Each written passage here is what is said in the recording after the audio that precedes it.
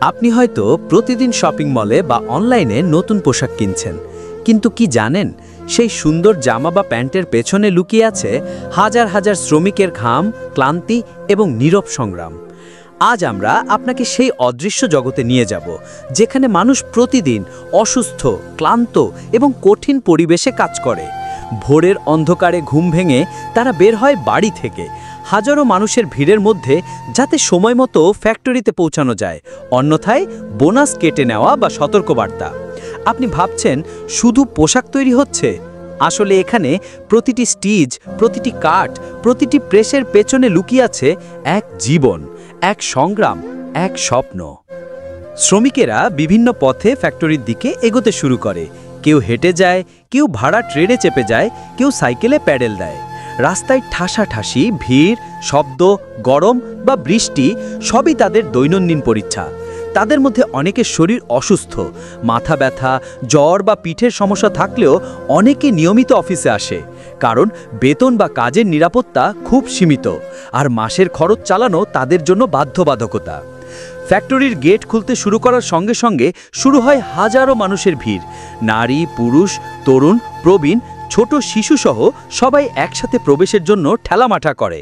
কেউ হঠাৎ পেছনে চাপা পড়ে, কেউ ধাক্কা খায়, কেউ ঠান্ডা বা গরমে অসুস্থ হয়ে পড়লেও থামে না। এই ভিড় যেন প্রতিদিনের এক যুদ্ধক্ষেত্র। এই ভিড়ের মধ্যেই শ্রমিকেরা একে অপরের সাথে সামান্য কথাবার্তা বলে, হাত পা খুঁজে নিজেকে সামলে নেয়। কারখানার দরজা খুললেই প্রবেশ করতে হয় কঠোর বাস্তবতায়। শ্রমিকদের ড্রেস কোড সাদা বা নীল shirt, pant, safety shoe, helmet বা মাস্ক। কিছু কারখানায় ফ্লোরে প্রবেশের আগে স্যানিটাইজেশন বাধ্যতামূলক। নিরাপত্তার জন্য আগুন নেভানোর যন্ত্র, জরুরি এক্সিট এবং সতর্কচিহ্ন সবসময় সচল। তবে দীর্ঘ সময় দাঁড়িয়ে থাকার কারণে ছোট ছোট দুর্ঘটনা ঘটে। হাত কাটা, পোশাকের যন্ত্রে ধরা, মেশিনে ধাক্কা। কারখানার ভিতরে ঢুকে পড়লেই দেখা যায় এক জীবন্ত যন্ত্রণা। প্রতিটি ইউনিটে শ্রমিকদের কাজের স্পষ্ট নিয়ন্ত্রণ এবং সময়সীমা আছে। শুরুতে আমরা সেলাই ইউনিটের কাজ দেখলাম। এখানে প্রতিটি শ্রমিকের সামনে থাকে একটি করে সেলাই মেশিন। প্রতি মিনিটে 300 থেকে 400 স্টিচ। ঘন্টার পর ঘন্টা একই কাজ করা চোখ ও হাতের একত্রীকরণ ছাড়া সম্ভব নয়। ক্লান্ত শরীরে তারা মেশিনের শব্দের সঙ্গে সমন্বয় রেখে কাজ চালিয়ে যায়। একটু সামনে এগিয়ে দেখলাম কাটার ইউনিট। কাঁচা কাপড় বড় মেশিন দিয়ে কেটে আলাদা করা হয়। চোখের স্থিরতা এবং দ্রুত সিদ্ধান্ত নেওয়া আবশ্যক। ছোট ভুলও পুরো পোশাক নষ্ট করতে পারে। একটু অসতর্ক হলেই কাটার মেশিনে হাত কাটার যান খুব বেশি থাকে, তাই তারা লোহার তৈরি এই মজবুত হ্যান্ড গ্লাভসটি ব্যবহার করে থাকেন। তারপরে গেলাম আমরা প্রেসিং ইউনিটের কাছে। প্রতিটি জামা প্যান্ট ধাপে ধাপে প্রেস করা হয়। বিশেষ প্রেসিং মেশিন ব্যবহার হয়, যা উচ্চ তাপমাত্রায় কাপড়কে আকারে আনে। শ্রমিকদের সতর্ক ছাড়া পোশাক পুড়ে যেতে পারে বা হাত পোড়ার ঝুঁকি থাকে। ফ্যাক্টরিতে সর্বশেষ যে ইউনিটটি থাকে সেটি হলো quality control and packing unit. এখানে প্রতিটি পোশাক ভাঁজ করে প্যাক করা হয়। লেবেল, ব্যাগ এবং রপ্তানির মান যাচাই করা হয়। কোনো ত্রুটি ধরা পড়লে শ্রমিকরা তা আলাদা করে। এখানের কাজ করা সকল ইউনিটগুলোর থেকে এই ইউনিটটি খুবই গুরুত্বপূর্ণ ইউনিট বলা হয়। দুপুরের খাবার ও বিরতির বাস্তবতা অনেক করুণ। অনেক ফ্যাক্টরিতে দুপুরের খাবারের পরে শ্রমিকরা পর্যাপ্ত বিরতি পান না। এদিকে কাজ আবার শুরু করতে হয়। দুপুরে খাবার নির্দিষ্ট সময় হলে সকল ক্ষুধার্ত শ্রমিকরা তাড়াহুড়া করে এগিয়ে যায় ফ্যাক্টরির ক্যান্টিনের দিকে। এখানে আপনাদের জানিয়ে রাখি, অনেক ফ্যাক্টরিতে খাবার শ্রমিকদের বাসা থেকে নিয়ে আসতে হয়, আবার অনেক ফ্যাক্টরিতে দুপুরে একবেলা খাবার ফ্যাক্টরি বহন করে। তাদের খাবার দৃশ্য সত্যিই অসাধারণ।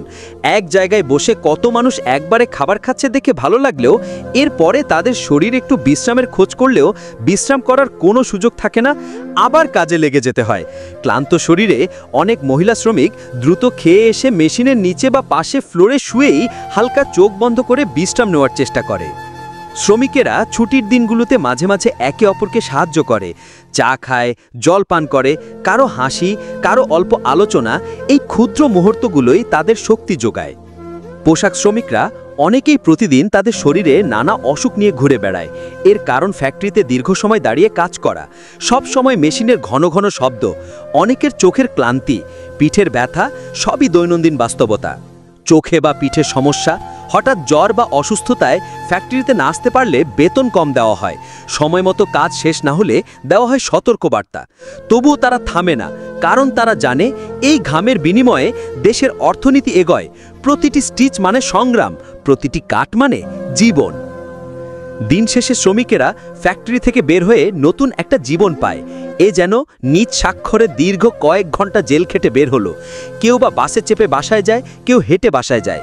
বাসায় ফিরে রাতের অন্ধকারে আবার ভোরের লড়াইয়ের জন্য প্রস্তুতি নিতে থাকে তারা। ক্লান্ত শরীর, কিন্তু মনে থাকে আশা যে আগামীকাল আরও ভালো হবে। প্রতিদিনের চক্রে তাদের সাহস, ধৈর্য, আশা ফুটে ওঠে।